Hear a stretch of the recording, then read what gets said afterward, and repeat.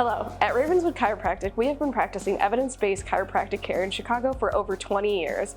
And today we're going to have our very own Dr. Renn show you how shockwave therapy is used for TMJ pain and how it works. Here, my name is Dr. Renn. I'm here to talk to you about radial shockwave and how I use it for treating temporomandibular joint dysfunction.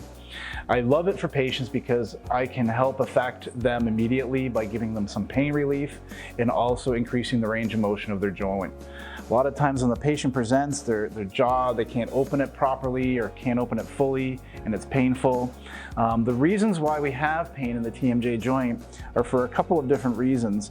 One, it could be just muscle spasms, the temporalis, the masseter, or inside the pterygoid muscles.